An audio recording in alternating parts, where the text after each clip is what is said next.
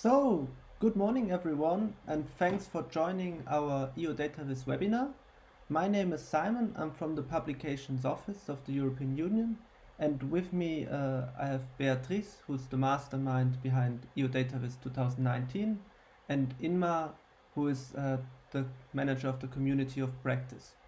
And today we are very happy to have Adina Renner, who will present us her presentation in a longer format than she did last year. As usual, please turn off your microphone, turn off your video so that we have a good connection.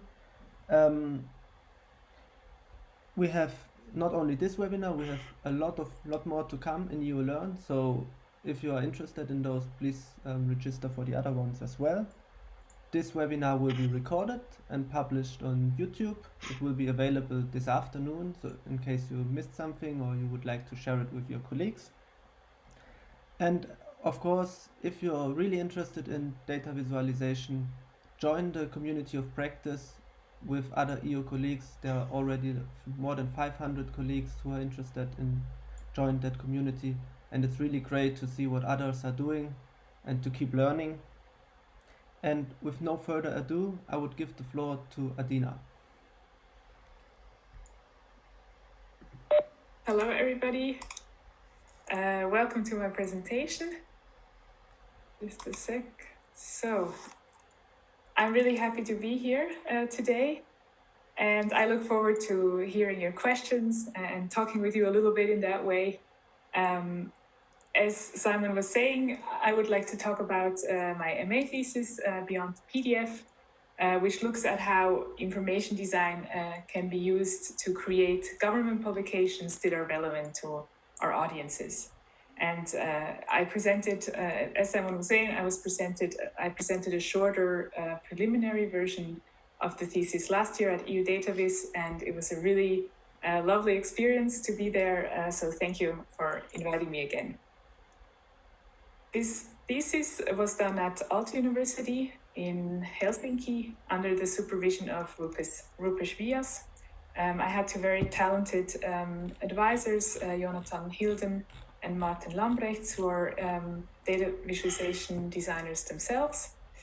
And the thesis was done with the support of Eurostat's dissemination and user support unit under the kind guidance of Julia Urhausen and Luis Coselli-Nordblatt. Just a little bit about myself. I see myself as an information designer. I will get into a little bit what information design is for me later on. I think someone's microphone is still on. Can that be true? Yes. So just not for the recording that you can hear me afterwards. As I was saying, I see myself as an information designer, and I work at the intersection of data, code, and design. And with this combination of skills, I attempt to make data and information more understandable to a large variety of different audiences. I studied information design at Aalto University, and worked as an information design freelancer for 5 years now.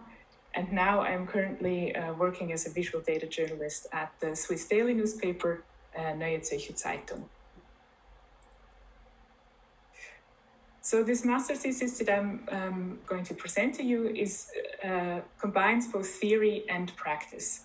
So in this talk, after kind of a short introduction to the context of the thesis, I want to first provide some theoretical background and then show you my applied design process and the outcome of that process, which is the prototype of a new report portal.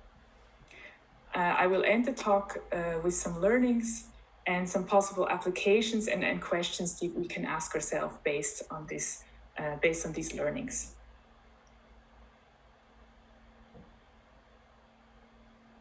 So nowadays, a variety of stakeholders produce and disseminate data. And one of these stakeholders, as you all know, are governmental and intergovernmental bodies, such as national statistic offices, EU agencies, and directorates general like Eurostat. and other intergovernmental organizations like the IPCC, for example. Such bodies publish both data, so data sets, and insights into their data, explanations and sometimes also interpretations of the data in some kind of data-driven publication. The dissemination of data sets has come a long way from being published as printed books to online repositories with increasingly machine-readable data formats. And in terms of publishing insights into this data, there are some notable examples of government publications that are published online in a modern interactive format. And here you see a selection of some of the examples I looked at in my thesis. To give you a short overview as well, here you see the Regional Wellbeing Report by the OECD, created by Moritz Stefaner. There is this really new, fully interactive SDG Atlas by the World Bank, which I understand was created by a group of talented information designers, such as Martin Lambrechts, Jan Tulp, Jarina Serkes, and Albert Wang. And Eurostat also published some of their reports publishes some of their reports online. These are intended for a very broad public. They're often kind of playful and are sometimes a simplified version of, or a more playful version of an extensive PDF report. And this is a playful summary of a report from the Swiss Federal Office of the Environment, designed by the studio called Bold. The IPCC special report, I'm sure you've heard of it, global warming of 1.5 degrees Celsius, is fully online and contains some really amazing data visualizations by Angela Morelli and Tom Gabriel Johansen. And finally, Living Well in Germany, which is an online report by the German government by Interactive Things, by the design studio Interactive Things. Now, most of these reports are kind of one-offs. They're either a summary of a more extensive report, or they're done for a specific audience, like the broader public, or like the SDG Atlas, they're done for a specific topic. One notable example of an organization that publishes all their reports in an online format is the ONS, the Office for National Statistics in the UK. This is how the reports look. They're fully web native, so to say, and they include nice interactive visualizations and sometimes also kind of playful interactions that the user can go through to kind of understand the data better. So long story short, the majority of data-driven publications are still published as PDFs, not like what we saw before. And the PDF is originally a digital exchange format for print documents developed by Adobe in the early 1990s. And that static format of the PDF stands in stark contrast to the possibilities we have nowadays to create dynamic online content that presents data in an engaging way. Now, we looked at some notable examples from government, but we can also look towards journalism for inspiring examples that make use of the web as a medium. So on the left, you see two examples, one from the New York Times and one from Reuters graphics team. We can turn towards the sciences, towards science communication. On the top in the middle, you see a project by the Urban Complexity Lab in Germany, and below a project by Quantum Magazine. We can turn towards visualization tools. To the right is a tool designed by Moritz Stefaner.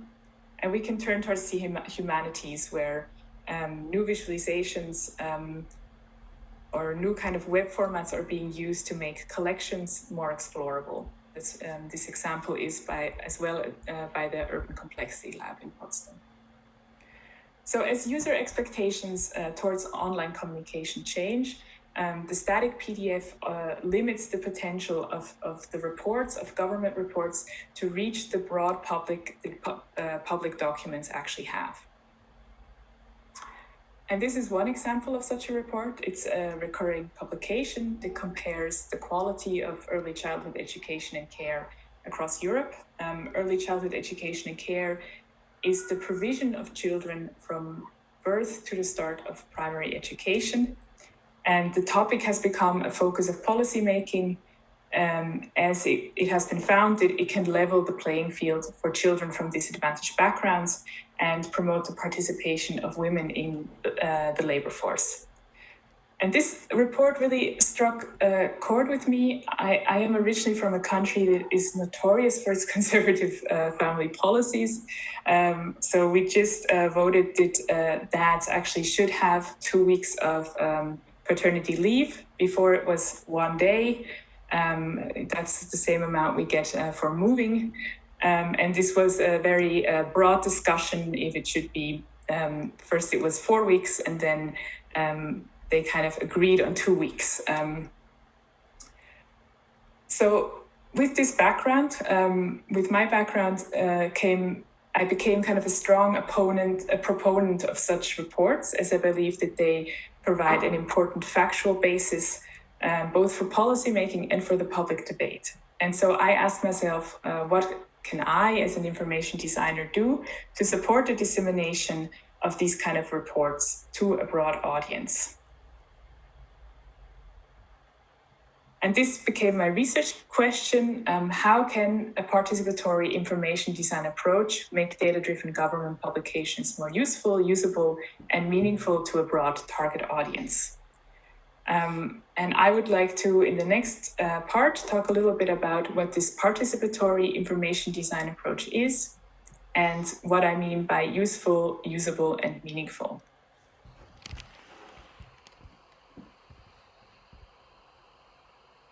So what is information design? Just to take a step back. Horn defined information design as the art and science of preparing information so that it can be used by human beings with efficiency and effectiveness. And two things stand out here. Information design is an intersectional field. It stands between creative approaches and scientific approaches. And information design is a field that is focused on making usable, useful things for human beings, for people who use the information design products. How can we ensure that these information design products can be used effectively and efficiently, as Horn said it? We can engage with those people during the design process. And actually, the general field of design offers us various different methodologies to do so. You see here kind of the four main methodologies known for being focused on people, the people who we design for. And the main difference between these four is how the person we design for is viewed in this methodology. So on the one hand, we have the idea in user-centered design that you kind of observe a user. Then in human-centered design, we don't talk about users anymore. We talk about a human being who is not just using our product, but also has various different concerns in their life. In participative design, we see the user or the person as a participant in our process. And in co-design, the user becomes a collaborative participant of a collaborative partner of the design process.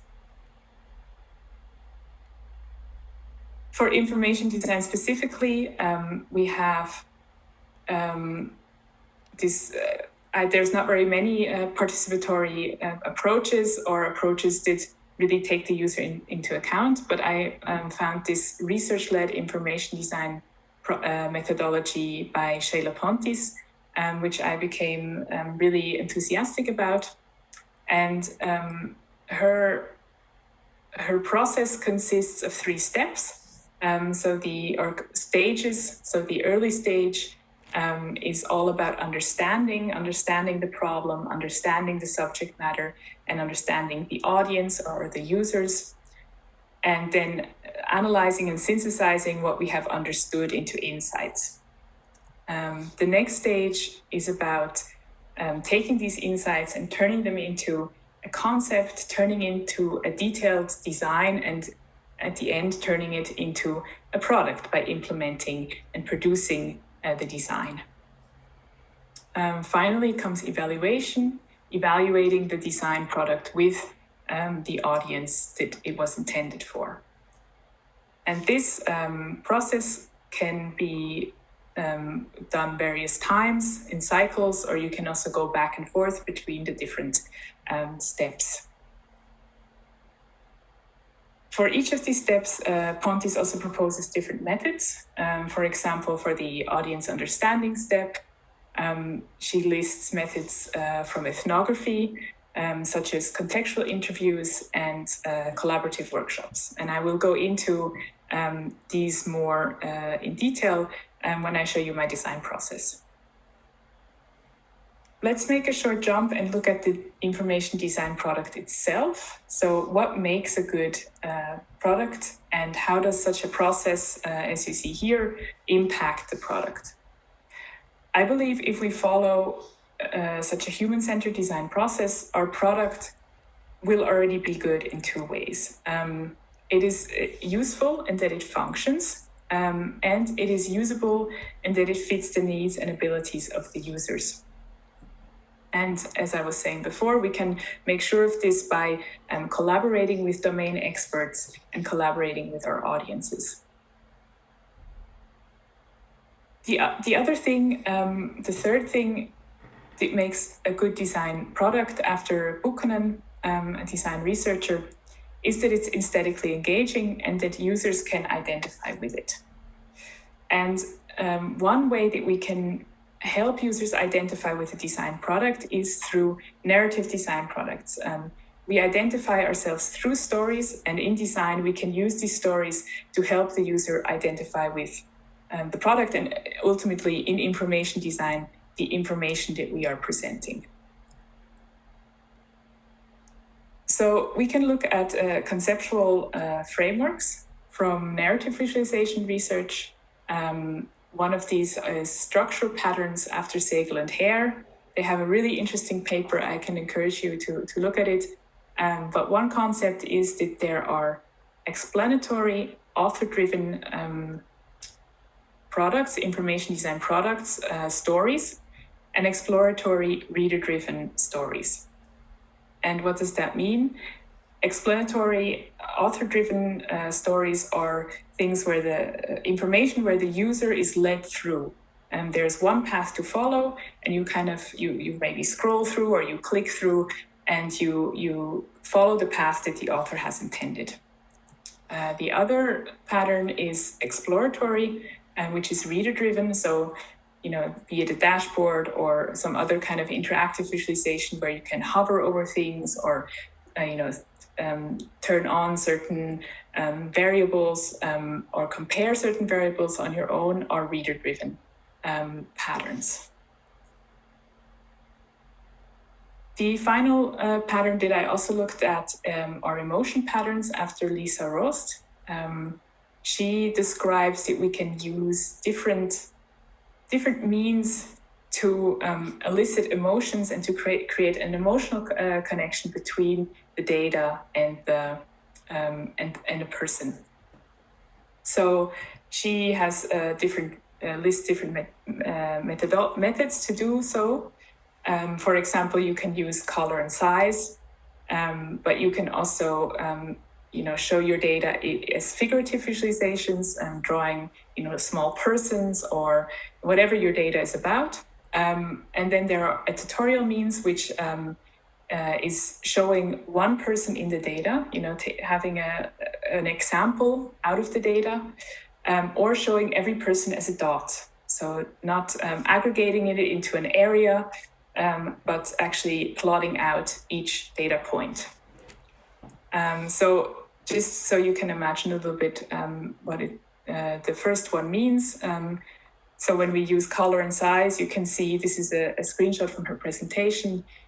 These are actually two visualizations that show the same thing, the people who have been killed in the Iraq War.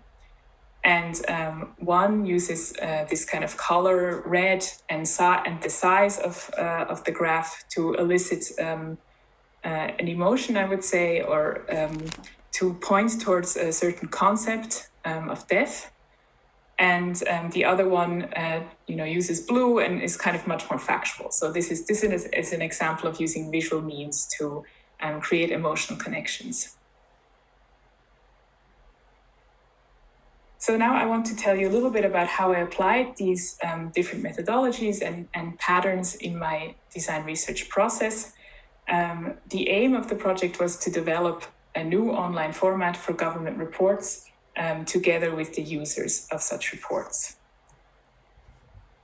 And as a case study, I used the 2019 edition of the PDF report that I showed you in the introduction.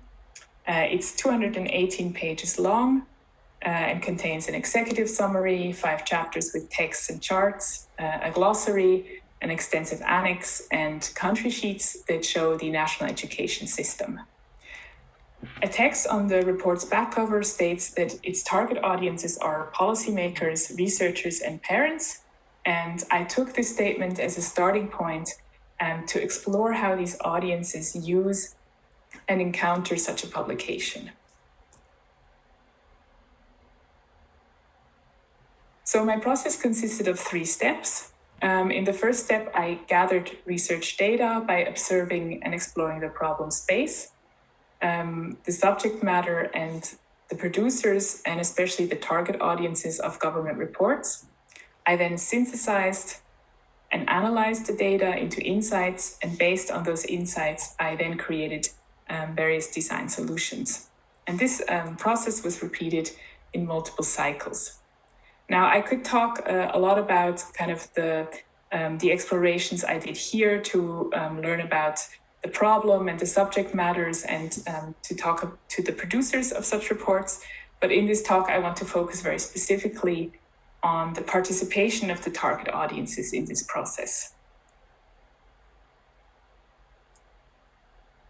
So the main method in the Observe and Explore step consisted of collaborative workshops with representatives from the audience groups.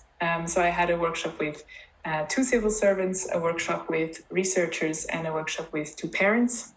And I had various contextual interviews with additional representatives of these audience groups.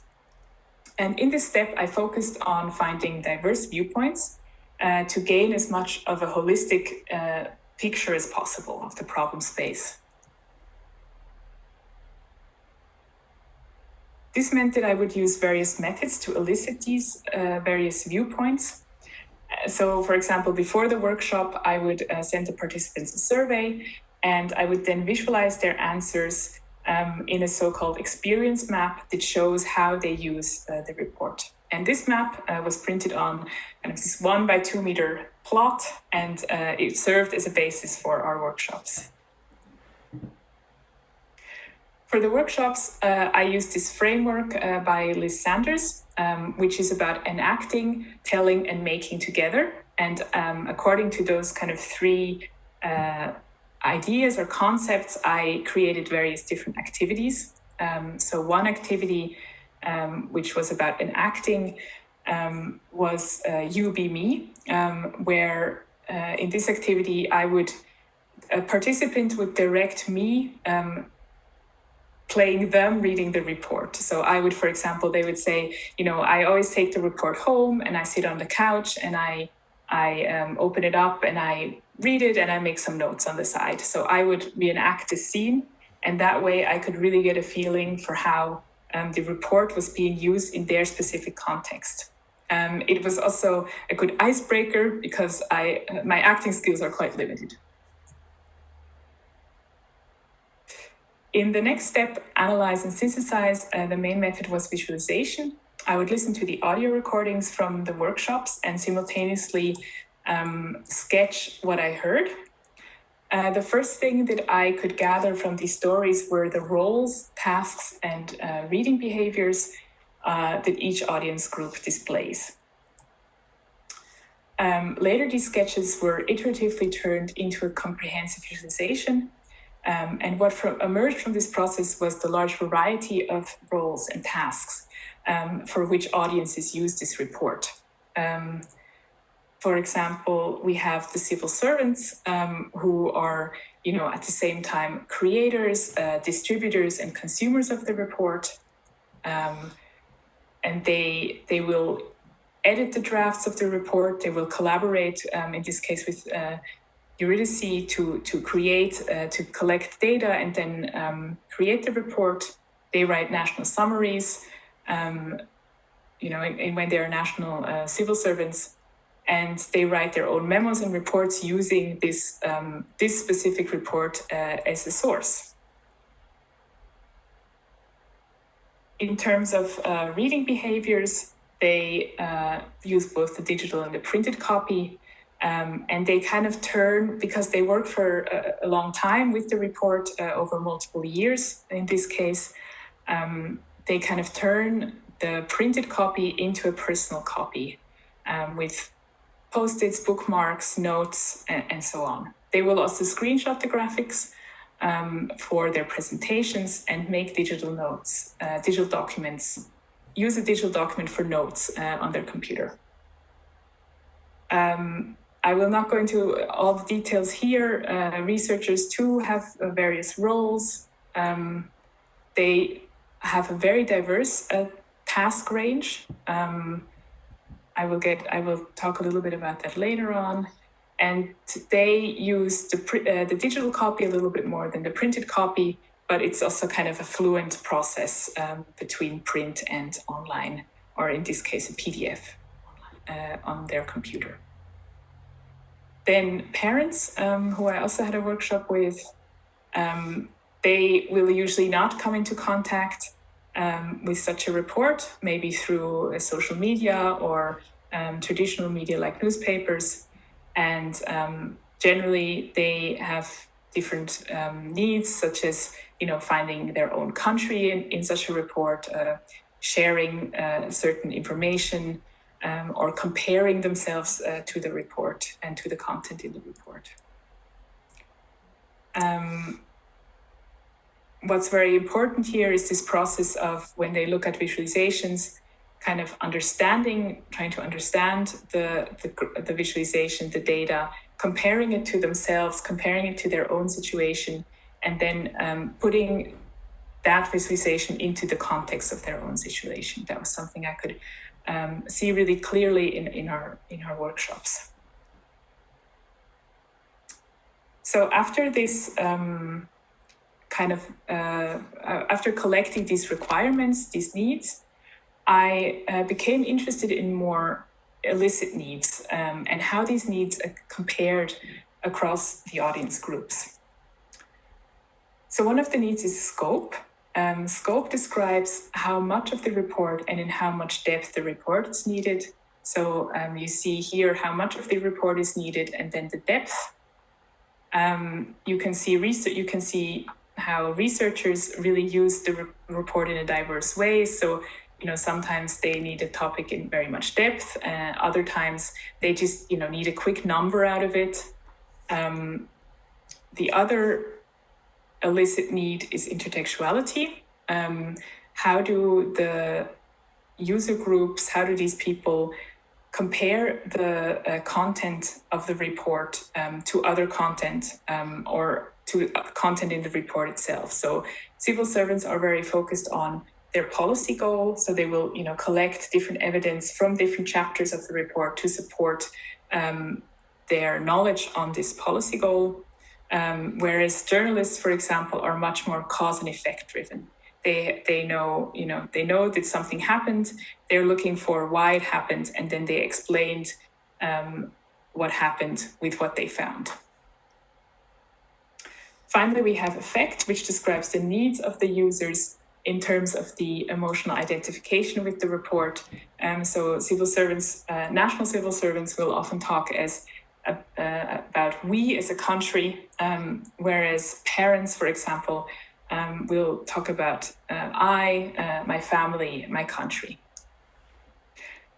And what you can see here in this overview is not just the diversity of needs across the audiences, but that they also overlap to a certain degree and are subject to change as well. So from taking what I had learned by analyzing and synthesizing these workshops and interviews that I had, I went into the next step, which was about creating interactive visual prototypes.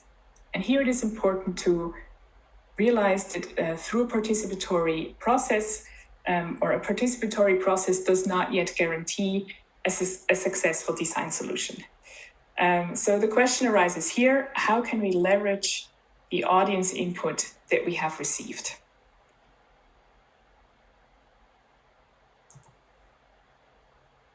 One important approach to translating audience requirements is to use designerly methods. And in this thesis, this meant visually exploring different solutions through iteration and variation. So, for example, if we know that civil servants reuse the charts from the report in their presentations, they take screenshots of them, we can now design an interface around the charts according to those requirements. And we can iterate through different layouts of this interface. Then visual exploration through variation is also very important. This means branching out into different ideas, letting go of a preconceived notion of how something should look, and doing so by sketching on a computer or sketching by hand with colors or just in black and white, and coming through an iterative process to new ideas. The other approach is to use conceptual frameworks. So, for example, if most audiences need the content to be short and clear, and only some situations require in-depth exploration of content, we can formulate the concept explanation first, exploration on demand. And such design statements supported the translation of the more tacit audience needs, the scope and the effect that I was talking about before, into a tangible outcome. Finally, it is important to note that participation does not solely take place in the first steps of the process. In the thesis, I sought feedback from both target audiences, for example, from civil service at the Finnish National Agency for Education, and from institutions that produce reports, such as Eurostat. And I sought this feedback always when I would make a new version of the report prototype. I would come back to these users and producers.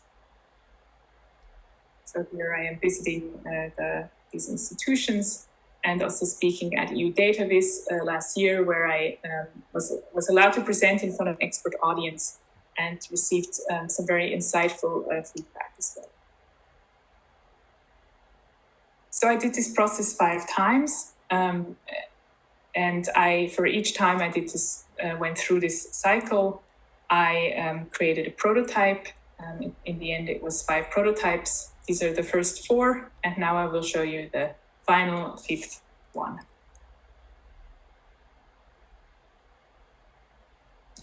So in the beginning, I first wanted to create a report create different versions of the report for each audience. I wanted to create a poster for the parents of the report and an exploratory interface for the researchers.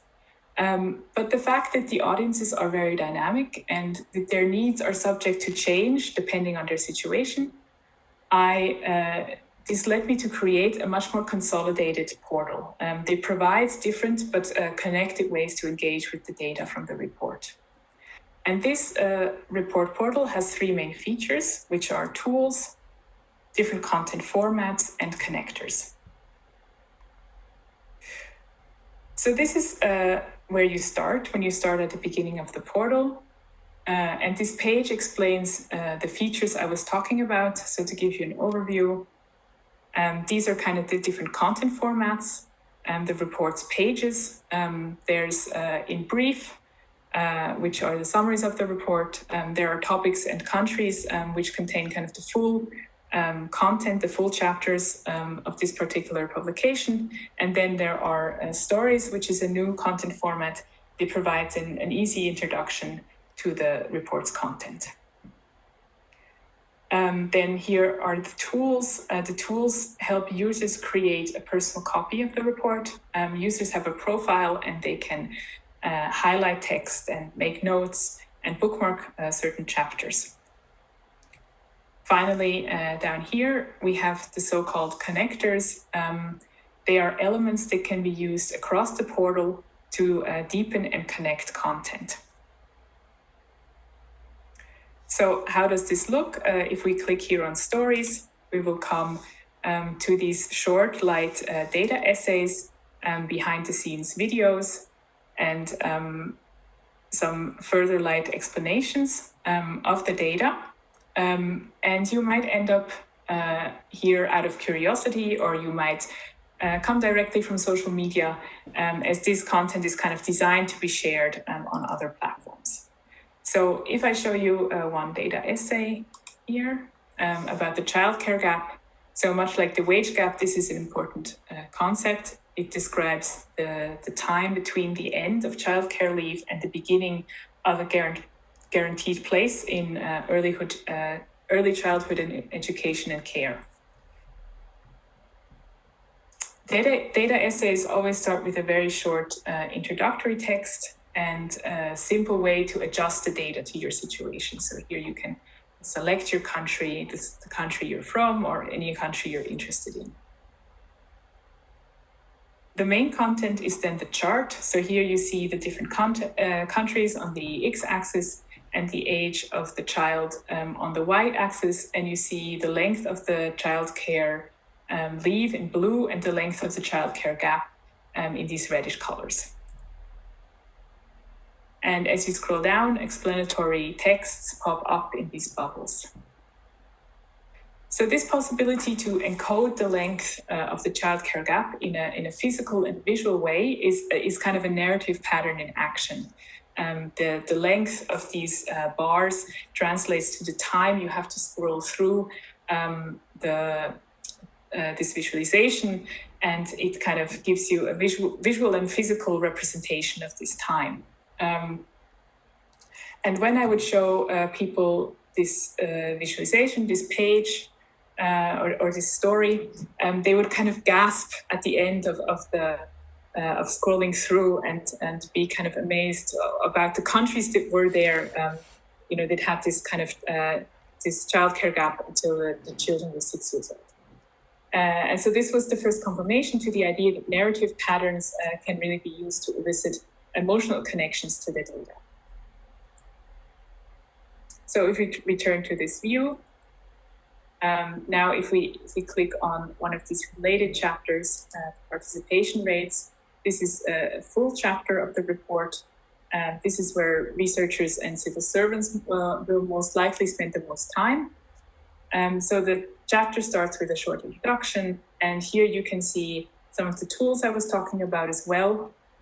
And when we scroll down, each chapter consists of sections, and these sections have kind of short titles, and then they make a claim, and then the visualization serves as an argument or an evidence to this claim. On the left side, you can see here a minified abstracted visualization of the whole page, and the narrower rectangles reference the paragraphs, and the wider ones reference the charts, and the length corresponds to the actual length of these elements. You can also jump to other places in the report through this visual element. So it's both kind of an orientation and a navigation to the report or to this chapter. So if we look at the graph in more detail, you can either just read it like this, or you can interact with it. by kind of hovering on these texts over here, or by hovering on the bar charts, the bars of the chart, and then this will explain the numbers in these bars. So you can have this kind of linear explanatory mode as you go through through this chapter, but you can also explore the content in more depth by interacting with the visualizations. And the users I talked to really welcomed how close the explanations here are to the actual visualization of the data. If we return to our chapter section, you can see here that certain words are underlined. And on click, these glossary connectors, so these are the connectors I was talking about, will slide in. And they can be used in any of the content formats. They can also be used in a story, for example. And the glossary connector provides a definition up here of this term, and then uses meta visualizations of the report to show you where the word is used otherwise. Another visualization also shows the most frequent words that appear alongside this word that we have looked up, and the overall occurrences of these words. You can then go further as long as you want by clicking on another word, and you get kind of the same pattern here as well. So these glossary entries can also be accessed in one place. Up here, there's a navigation where you can access them. And there are also these further connectors, the data sources, here a little bit bigger, where you can where you see all the different data sources organized by the data provider. And then you can see the downloads, which is also a connector, where you can kind of collect what you want to, different parts of the report that you want to download as a PDF, for example. There were, when I was showing these particular connectors to various users, there were large individual differences actually when it came to understanding these kind of meta visualizations.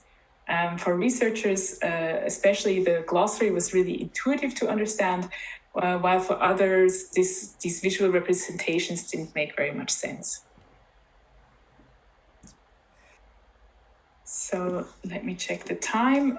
We are coming to the learnings. I want to just quickly give you a summary of what I've learned, and maybe add some questions that you can ask yourself also in the context of your institution, for example, or your work. So in terms of the participatory information design approach, it was both research and design led. So it wasn't just writing reports about what we've learned, and then these reports are put into a closet and never looked at again. But it actually becomes an actual design product that can be used and tried out. It sees the user as a participant, this approach, and both this combination of research and design-led and seeing the user as a participant allowed me to turn tacit knowledge into a tangible outcome that has the potential to transform somebody's reality, to transform the reality of someone who's actually working with these reports. For future research, I did this project on my own. I think in kind of a real-life setting, not at a university. We work in multidisciplinary teams, so it would be interesting to apply this a participatory information design approach to these teams or in these teams. We can ask ourselves, when we start a project like this, we can ask ourselves, how do we view the people for whom we are creating this publication? Do we see them as users or full human beings or collaborators maybe even? And we can make sure that there is enough visual exploration to ensure that those requirements that we found in our users, from our users, are also translated into the product. In terms of learning from the audiences, this approach gave me very holistic and I think also reusable insights, reusable for other projects that look at government reports. And they're a good alternative to user-centered design methods that are very focused on the idea that the user is just a subject and we kind of like make a list of the requirements and of their needs and then we put little check marks and that's it. So they're more holistic. And of course, the participant group could always be larger and diverser. I mainly worked with people from Finland here, so that would be another step to take. So I would encourage you to think about, if we can, what are the qualities of users that are easy to document and what are maybe more elusive qualities and how could we document those? And then thinking about how dynamic people are and how their roles change depending on time and situation. And finally, what are the differences and similarity also between these user groups? Finally, in terms of the report portal, I think it's a useful approach because it's paperless and comprehensive. It doesn't just show one part of the report for a certain audience, but kind of provides different ways to access the content. It's usable because it has these tools that allow people to turn also an online report into their own personal copy. And it at least tries to be meaningful because it combines rational and emotional levels in visualization. So a further step would be to develop and deploy this into, use a different example maybe and develop it from a prototype to an actual report portal.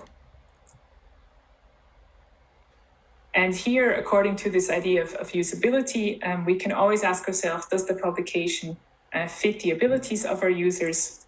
And finally, is our publication and the format in which it is presented meaningful to our users? Using hopefully these different approaches that I presented, that can include the user in a meaningful way from the beginning of the process. And here I would be at the end of my talk. Thank you so much. There's the prototype here that you can visit, as well as the thesis. And if you have any questions after this presentation, please reach out to me. So thanks a lot, Adina. We have a lot of questions in the chat box, and I would read them to you, and maybe you could give us your answers. Here from Piotr, what is the financial impact of this participatory process? It seems much longer, hence more expensive. Is there any cost-benefit analysis? No, there's not a cost-benefit analysis. I think if I would have done that, I would be doing a PhD. It already was a year-long, this thesis, but I still think that would need much more time to do so. I don't think there's any denying that this is, at least in the beginning, much more cost-intensive, time-intensive as well.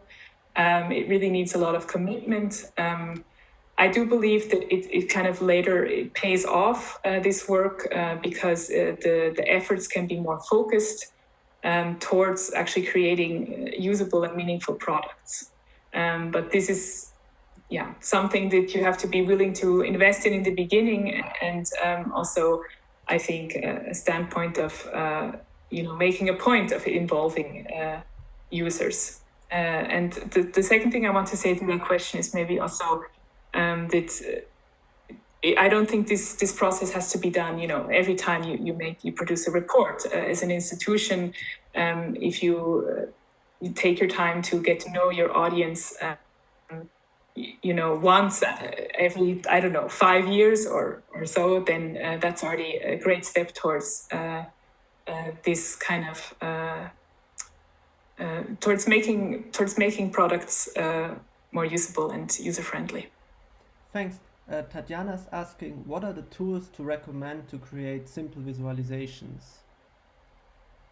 Oh, that's a big question. There are a lot. I think, yeah, I work with a very specific tool set, kind of a data, an information designer tool set. I use Adobe Illustrator. I use code, like D3GS, which is a great library for creating data visualizations online. But in the end, I think it doesn't matter which tool you use. You have to be able to master that tool, know its limits, and especially know the kind of the rules of how to make a good visualization. And for that, I can recommend.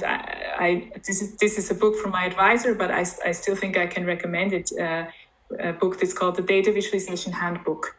It doesn't focus so much on the data side, but much more on the design side. And I don't think there are very many books that actually do that. So I think that's a comprehensive resource.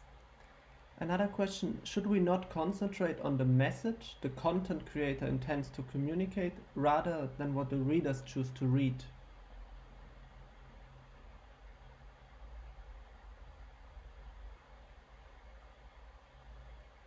Yes, definitely. I mean, of course, this is not something that is allowed to be played up against each other. I think this speaks to this kind of fear that when we listen to our users, we will just have this kind of populist publication that is not, that's fun to look at, but it's not very meaningful from a content perspective. But I think in the end, it's not so far apart what the producers want to communicate and what the readers want.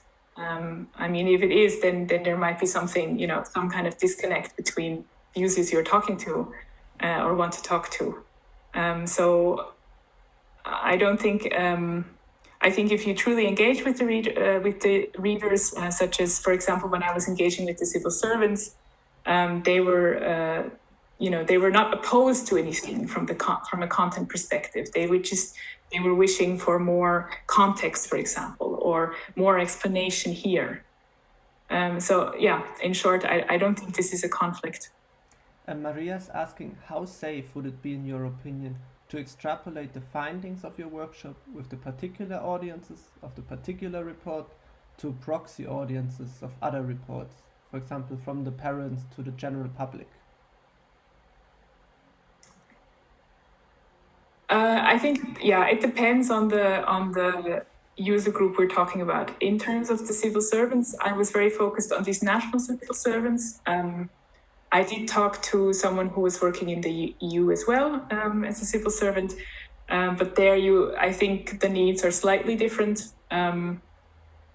In terms of the researchers, because they work in such a global community, I don't see a problem of extrapolating that to other researchers around the world. I also talked to other researchers there, had interviews with them as well, and there I don't see any disconnect. In terms of the broad public, as you saw, I did this workshop with 2 people, so I think there's still some work to be done there for sure. The broad public is a diverse domain, so to say, and I think it would be really good to get more insights and more precise insights as well, as I have here, where the insights are still quite general, I would say. Piotr is asking, with the linear version of the story, the reader chooses explicitly the parts they want to skip. The interactive presentation sometimes can be confusing and the reader is never sure what parts were skipped. How do you address this problem and make sure that the reader has exposure to the whole content of the report?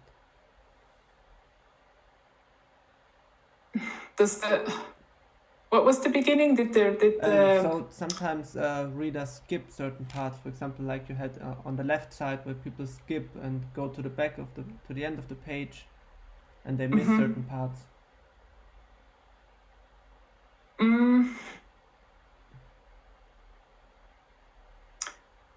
Yeah, I mean, you have to make sure that everything that needs to be there should be there. that nothing that is essential is hidden behind the click, right?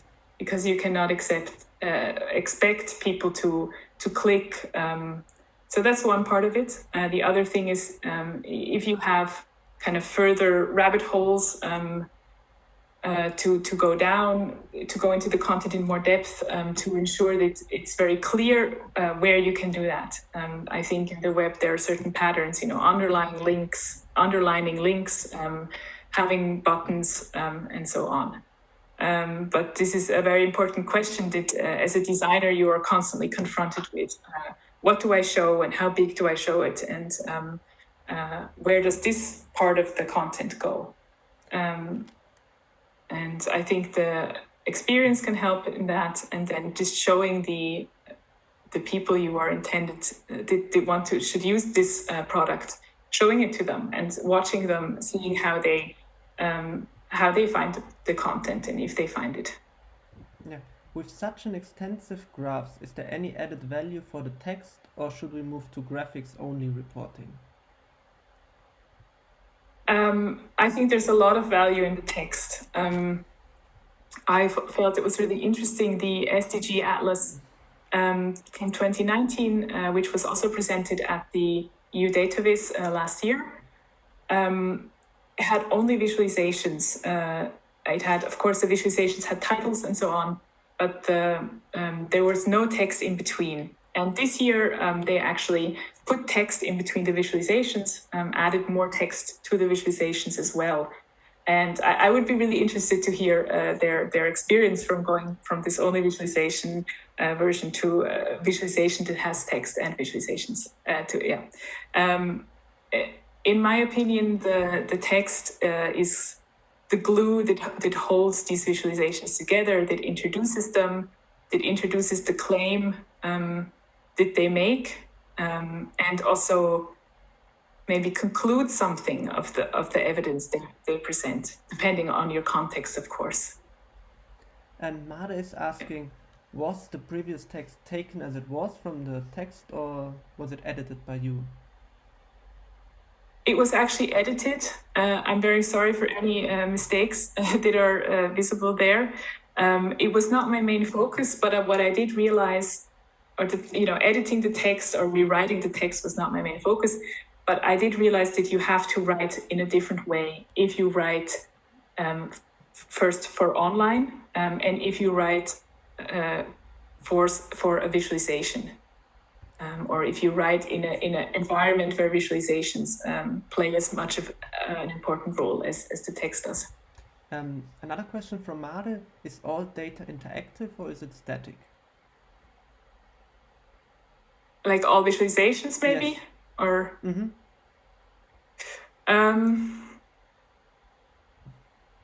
in the prototype, all the visualizations are thought to be interactive, but it's not. I don't think it has to be like that. There are for sure certain graphs that lend themselves more to being interactive than others. I don't think that is a requirement.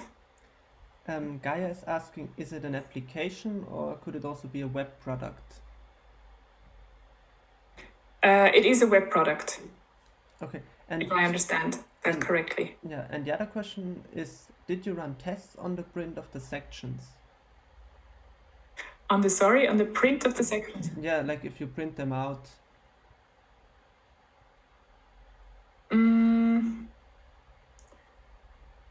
In the process to kind of find out, or on the text of the... Or I think on the whole page, for example. Okay.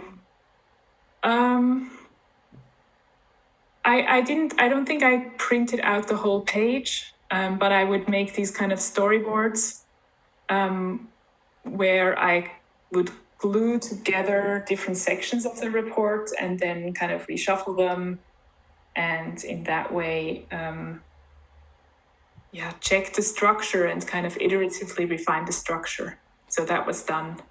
Yeah. in a printed way. Your comment fits nicely with the last comment from Asa, that your product becomes like a Lego when different parts can be reused in different products. I think that's quite nice. And one last question from my side. So with all this learning you did in this thesis, how did you apply it now in your journalistic job?